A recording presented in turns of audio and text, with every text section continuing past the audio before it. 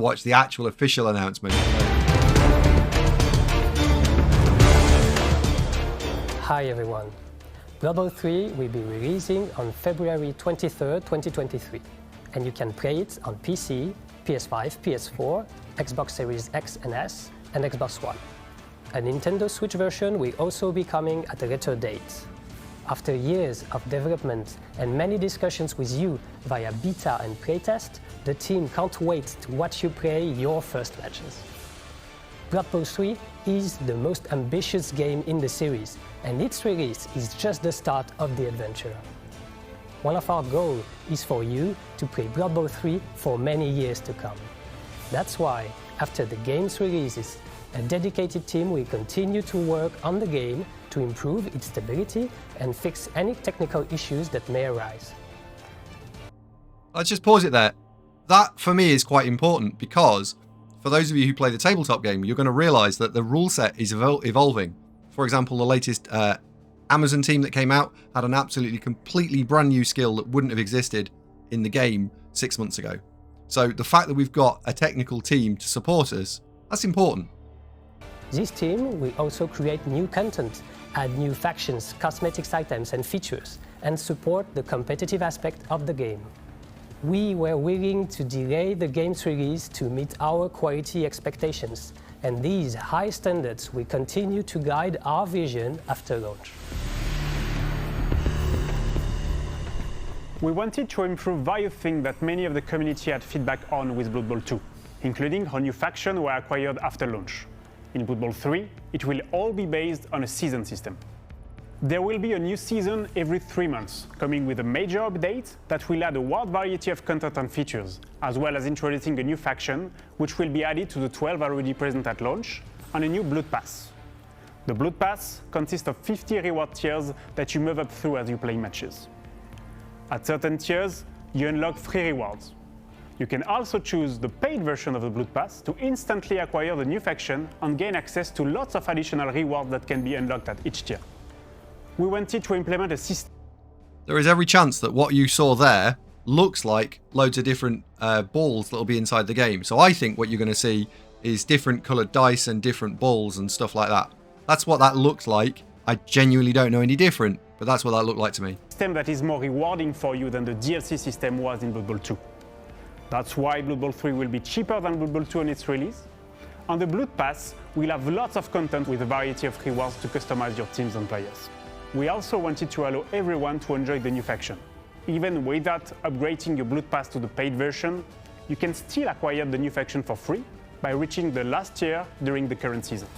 As you already understood, with Blood Bowl 3, we wanted to return to the board game's roots by putting an emphasis on customization.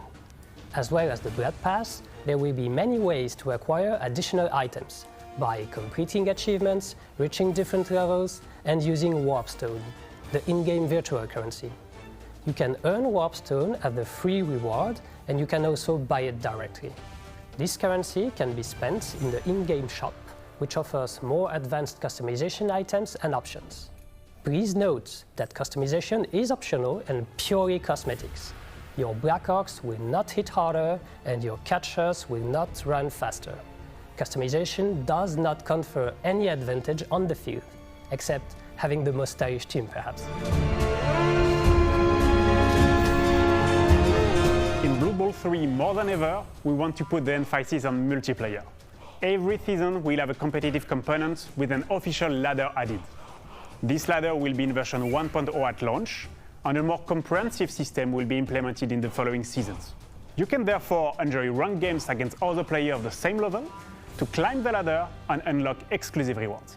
The more competitive among you can also satisfy your hunger for glory by taking part in occasional tournaments.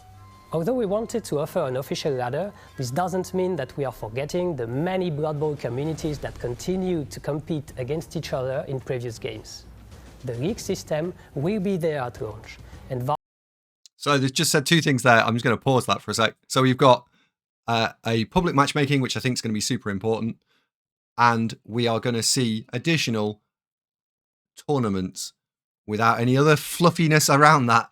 That sounds quite exciting because we've run on this channel, we've run the GG Tour 3 times. I do wonder what that might mean for Cyanide and GG Tour moving forward. They say they want to do it. Let's see what that actually means. One thing that so far someone in the channel has just said there, so they have talked about, well, they haven't talked specifically about cross-platform. It's not in the rest of the announcement either. So I do wonder if there is going to be no cross-platform support.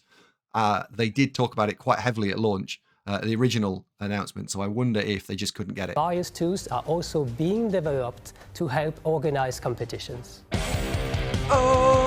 To sum up, Blood Bowl 3 will use a season system. The start of a new season will be accompanied by a major update, including a new faction that can be unlocked for free during the season, or instantly acquired with the paid version of the Blood Pass. But a new season will also come with new features, new content, and the launch of a new competitive season. We are thrilled to be bringing you such extensive post-launch content, and can't wait to tell you more about the details of Season 1 and how the official ladder works. See you on the pitch on February 23rd, 2023.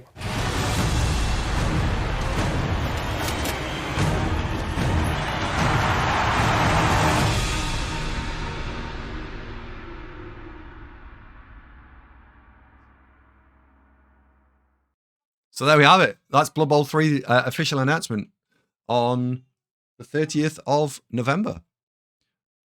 I think it raises a couple of interesting questions. One, what does the Cyanide official support look like for public matchmaking? What does the Cyanide official support look like for tournaments, which they didn't go into any more detail about? We're still going to get support for private leagues. The Blood Pass, I think, is a replacement for just the flat DLCs from Blood Bowl 2, where you can buy teams. How many teams are in Blood Bowl 2020 at the moment, says Asterisk? 26, I think, 28. But there is something that is, if you do the maths on it, and a couple of the in your channel have done, is how long is it going to take them to go from the 12 teams at launch to the 26 teams if you're only releasing one every 3 months? I would personally like to see them release teams a lot faster than once every 3 months. I think one a month is probably unrealistic, but once every 2 months would see you 6 teams a year, and that would get you to 24 teams within 2 years. Now, if you put the teams that no one cares about, goblins, halflings, ogres, etc., at the end of the list, that would be quite fun. Or you could start then doing like, well, we'll release all the stunty teams as one, and we'll release vampires and Kislev as one. That might work. And we've also got to remember that Games Workshop themselves are updating and changing the teams of Legend. Then I think we could see potentially. I think what we'll see is one every 3 months for a couple of months, and then I think they might increase it a little bit, because you'll see there'll be loads of demand, and then it'll calm down, and they're going to want to try and spike that demand again. So I think you're going to see something come out. So yeah, what do you all think? Think it's a good announcement, a bad announcement?